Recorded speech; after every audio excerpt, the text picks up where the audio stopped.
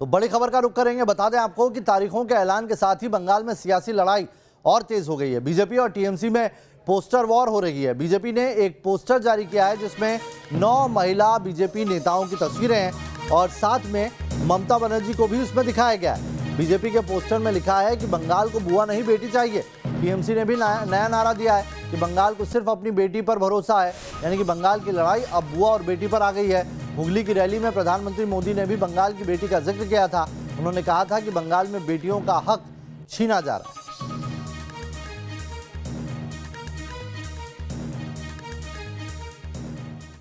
और चलिए अब आपको बंगाल बोले में दिखाते हैं जलपाईगुड़ी की जनता का क्या है मूड।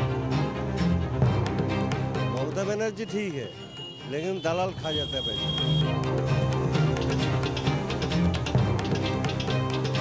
मान के चलिए परिवर्तन तो सबको ही चाहता है। मोदी सरकार के बढ़िया से अच्छा बंगालियों से बोलता है, वो आदमी ठीक है। बीजेपी हो सकता है आ जाएगा, 100% परिवर्तन होगा। टीएमसी भी बोल रहा है कि खेला होवे, एक स्लोगन चल रहा है अभी खेला होवे, लेकिन कुछ खेला नहीं होगा।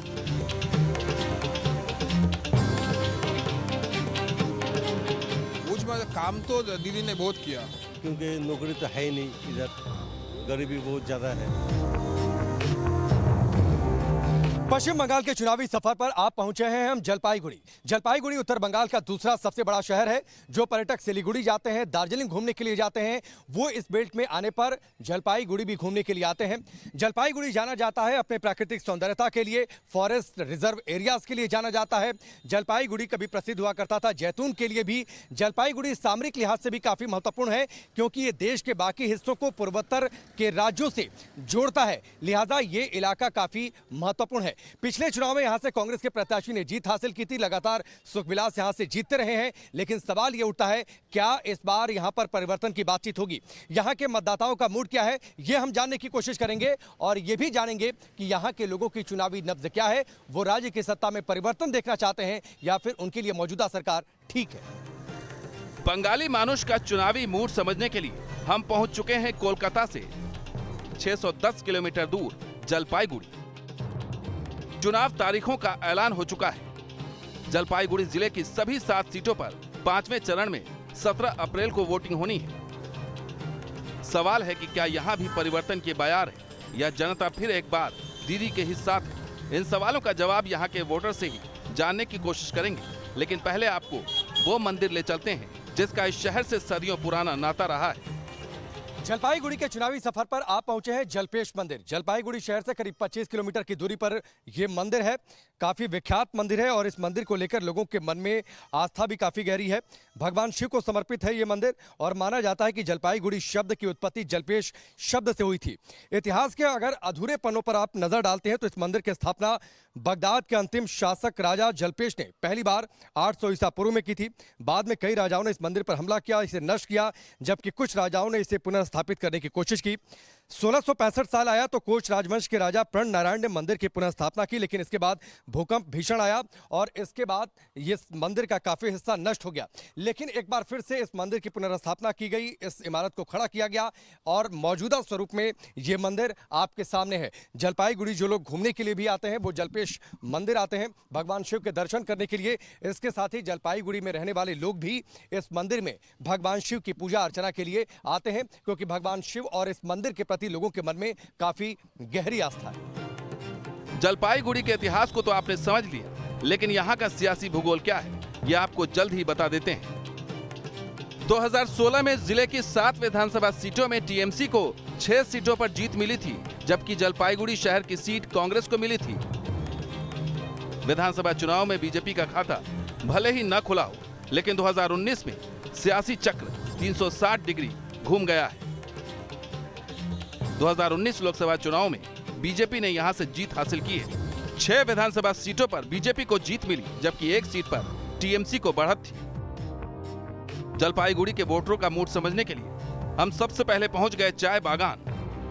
कटिंग का सीजन चल रहा है, यहाँ बड़ी तादाद में टी वर्कर्स काम कर रहे हैं। चाय इस देश में अमूमन सभी लोग पीते हैं और चाय पर जब लोग साथ बैठते हैं तो चर्चा होती है और इस चर्चा में सामाजिक सांस्कृतिक चर्चा भी होती है। लेकिन चुनाव का मौसम है तो जाहिर सी बात है चाय पर चर्चा होती है तो सियासत की बातचीत भी होती है।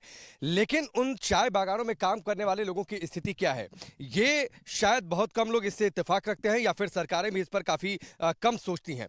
फिलहाल जो सीजन चल रहा है आप देखिए कैसे चाय बागान में हम मौजूद हैं। जो सीजन है फिलहाल ये कटाई का सीजन है, इसके बाद ये पौधे थोड़े से घने होंगे, उसके बाद प्लकिंग का सीजन शुरू हो जाता है। लेकिन इन लोगों की बातचीत क्या है, क्या इनके जीवन स्तर को लेकर क्या दिक्कतें हैं, ये हम इनसे बातचीत करने की कोशिश करेंगे। नेता लोग आते हैं आपसे वोट मांगने तो कुछ आप लोगों की बातचीत नहीं होती, आप अपनी समस्या नहीं बताते हैं उनको? बताते हैं, हाँ ठीक है, इलेक्शन के बाद में हम लोग को जीताइए ऐसे बोल के बोलता है, हम लोग तो दे देते हैं खुशी से, वो लोग तो पीछे में हम लोग को छोड़ देता है। इतनी महंगी महंगी चाय बिकती है, उसका फायदा आप लोगों को मिलता है? हम लोग को क्या खाली बोनस देता है। परिवर्तन चाहिए कि नहीं आपको? परिवर्तन तो चाहिए, कौन चाहता नहीं है जो परिवर्तन जिसका नहीं चाहिए। कहाँ क्या करेंगे, बोल देते हैं तो इलेक्शन के बाद में हम कुछ कर देंगे आपके लिए बोल देते हैं, उसके बाद तो कुछ भी नहीं है। सरकार की कोई योजना है आप लोगों के लिए? जो लोग चाय बागान में काम करते हैं, जो वर्कर हैं, उनको घर के लिए सिलेंडर वगैरह मिलता है? आप उज्ज्वला योजना आती है, आप लोगों के घर में खाना कैसे बनता है? उज्ज्वला योजना तो फिलहाल हम लोग सुने हैं, उसके बाद एप्लीकेशन भी भरे थे, आया किसी का, उसमें भी पैसा दे के लेना पड़ता है। बच्चों की पढ़ाई, घर का खर्च, खाना पानी, राशन, इस सब का काम चल जाता है इस पैसे में जो यहाँ से मिलता है? नहीं सर। तो फिर कैसे चलाते हैं आप? बागान में काम करने के बाद बाहर में थोड़ा काम मिलने से जाते हैं और नहीं मिलने से घर ही में रहते हैं। टी वर्कर से बातचीत में हमें तो ये पता चल गया कि पर्याप्त मजदूरी नहीं मिलने और कट मनी की वजह से परेशानी है। जलपाईगुड़ी शहर पहुंचते पहुंचते शाम हो चुकी थी और शाम के वक्त हमने बाजार में लोगों से बातचीत कर चुनावी नब्ज टटोलने की कोशिश की। जलपाईगुड़ी में इस वक्त मौजूद है और जलपाईगुड़ी में शाम का वक्त हो चुका है। मुख्य बाजार का ये इलाका और पीछे आप तस्वीरें देखिए। वैसे यहाँ पर कांग्रेस के वर्चस्व वाली सीट रही है, लेफ्ट के साथ मिलकर पिछली बार भी कांग्रेस ने चुनाव लड़ा था, जीत हासिल की थी। इस बार भी शहरों में जो आपको तस्वीर दिखाई देगी, जो झंडे लगे हुए हैं पार्टियों के या फिर जो पोस्टर्स लगे हुए हैं, उसमें कांग्रेस और बीजेपी के झंडे मुख्य तौर पर दिखाई देंगे।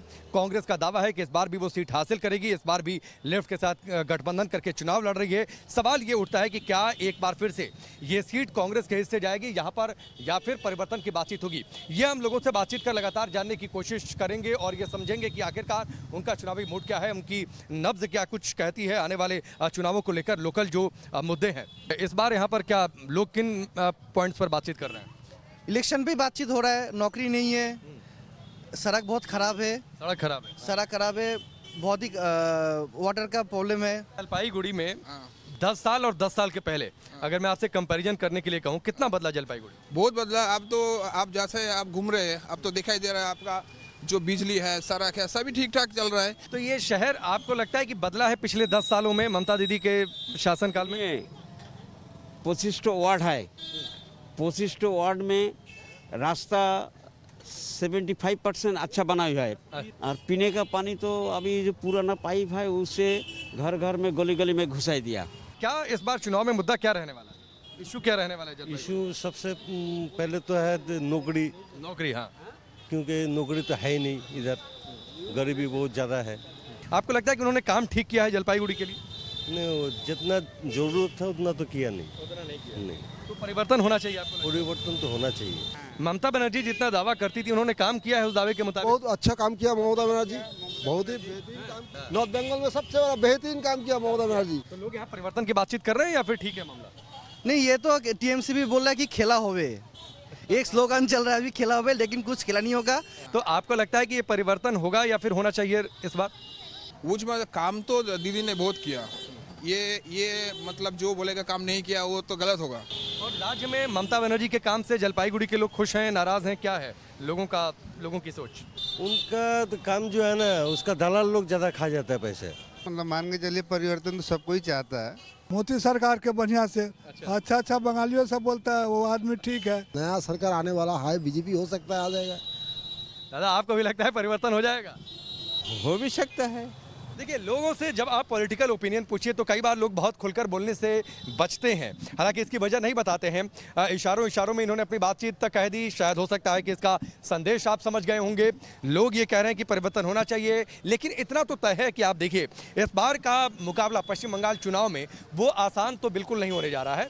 IPL की तर्ज पर, 2020 मैच की तर्ज पर आप बहुत क्लियर कट नहीं कह सकते हैं, लेकिन इतना तय है कि कांटे की टक्कर है और बीजेपी इस बार TMC को कड़ी टक्कर दे रही है और ये मुकाबला कम से कम आसान नहीं होने जा रहा। कैमरामैन मुकेश के साथ राकेश पांडे, न्यूज़ नेशन, जलपाईगुड़ी।